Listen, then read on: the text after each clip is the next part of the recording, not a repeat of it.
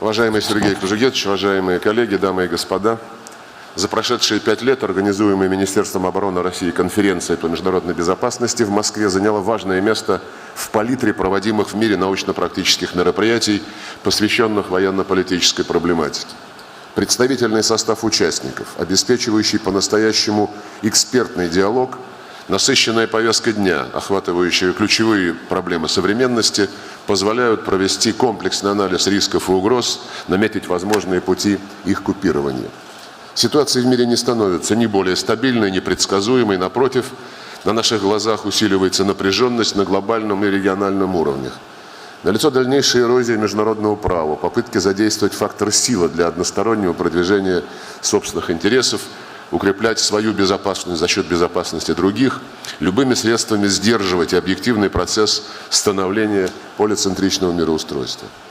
Подобные действия наносят ущерб нашей общей цели – объединения усилий для борьбы с реальными, а не вымышленными угрозами. В фокусе внимания предстоящих дискуссий на конференции будут проблемы борьбы с международным терроризмом, принявшим действительно беспрецедентные масштабы.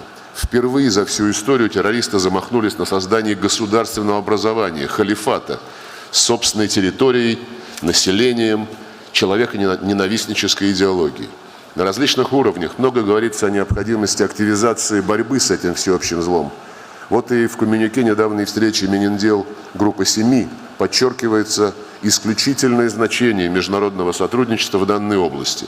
Цитирую дословно: «Противодействие терроризму и насильственному экстремизму и привлечение к ответственности виновных в этих преступлениях представляют собой наиболее приоритетные области приложения усилий для всего международного сообщества». Конец цитаты.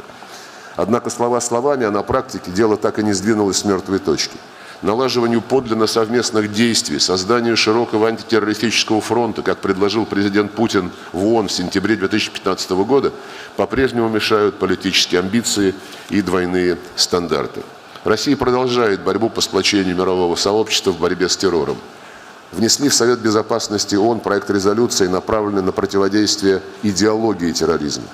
Выступаем за введение в отношении территории под контролем ИГИЛ всеобъемлющего торгово-экономического эмбарго в соответствии со статьей 41 Устава ООН, которая предусматривала бы санкционные меры воздействия на нарушителей. Другая важная задача – принятие правил ответственного поведения государств в сфере использования информационно-коммуникационных технологий. Правил, которые исключили бы применение ИКТ в военных целях, не позволили бы использовать их для вмешательства во внутренние дела и поставили бы заслон на пути использования информационно-коммуникационных технологий международными террористами.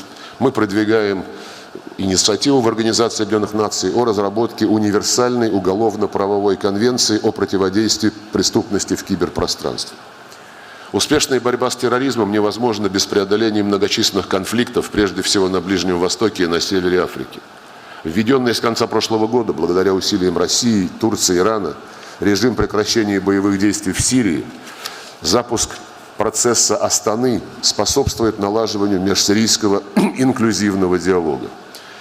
Недавний ракетный удар США по авиабазе «Шайрат» на территории Сирии, который стал грубым нарушением международного права и актом агрессии против суверенного государства, напротив, усугубляет имеющиеся проблемы, отдаляет перспективу формирования широкого антитеррористического фронта.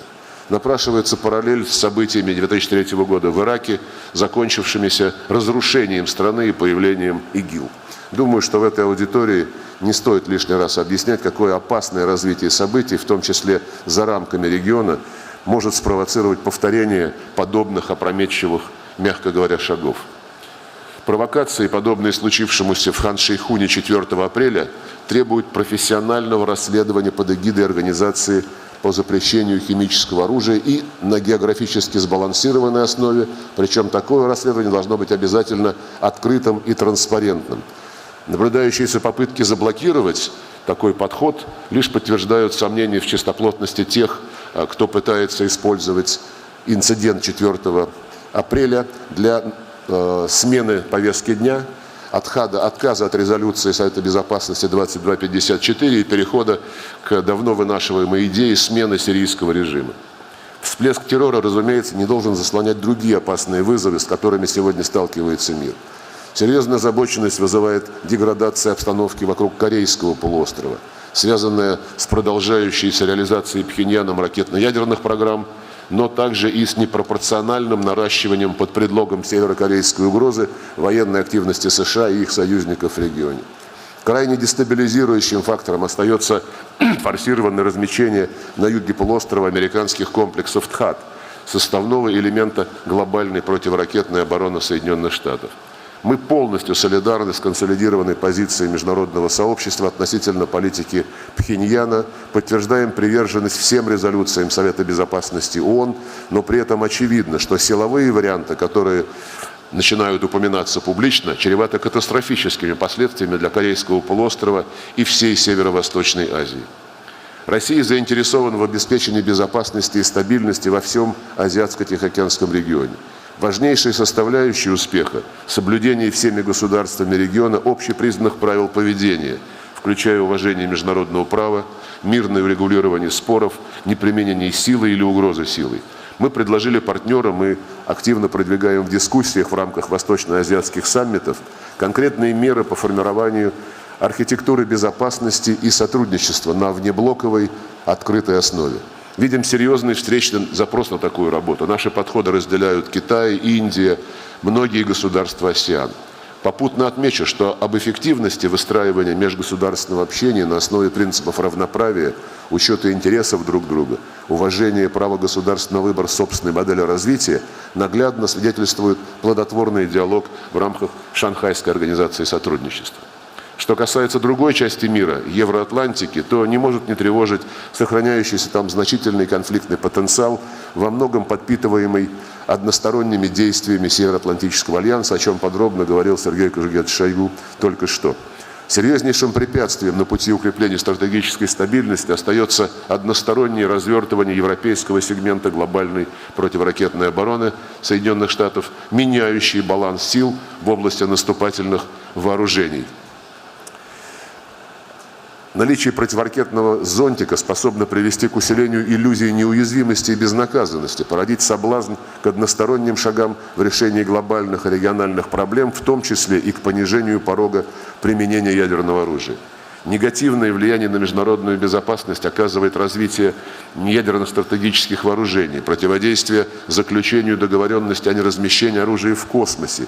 И все больше вопросов вызывает неготовность или неспособность Соединенных Штатов и ряда других государств ратифицировать договор о всеобъемлющем запрещении ядерных испытаний. Убеждены в необходимости формирования на пространстве от Ванкувера до Владивостока зоны равной и неделимой безопасности, как это было в частности зафиксировано в свое время в решениях саммитов ОБСЕ и Совета России и НАТО. В Европе все чаще звучат голоса в пользу восстановления диалога в интересах эффективного решения многочисленных проблем, в пользу создания архитектуры европейской безопасности с участием Российской Федерации. Восстановлению взаимного доверия должно способствовать урегулированию внутриукраинского кризиса путем полной и последовательной реализации Минского комплекса мер. К сожалению, в Киеве берет верх партия войны. Продолжаются вооруженные провокации на линии соприкосновения, о чем свидетельствуют и доклады специальной мониторинговой миссии ОБСЕ. Против Донбасса введена блокада, ущерб от которой наносится не только этому региону, но и Украине в целом. Рассчитываем, что наши партнеры, в том числе по нормандскому формату, будут более настойчиво и открыто побуждать киевские власти выполнять взятые на себя в Минске обязательства.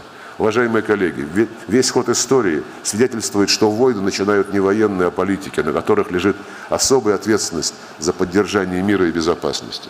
Очевидно, что добиться успехов в решении таких глобальных задач, как борьба с международным терроризмом, наркотрафиком, организованной преступностью, распространением оружия массового уничтожения, невозможно без отказа от философии гегемонизма и собственной исключительности. Востребован возврат к истокам, к зафиксированным в Уставе ООН основополагающим принципам международной жизни, включая суверенное равенство государств, невмешательство во внутренние дела, разрешение споров мирными средствами. Россия во взаимодействии с союзниками и единомышленниками продолжит содействовать упрочению здоровых начал в мировых делах, в целом формированию новой архитектуры глобального управления, отражающей веления 21 века. Мы готовы работать вместе, сообща искать развязки стоящих перед всеми нами вызовов на основе равноправия, взаимного уважения и учета интересов друг друга. Призываем к этому и всех наших партнеров. Любой другой путь по определению будет только заводить нас всех в тупик. Спасибо за внимание. Желаю успешной работы вашей конференции.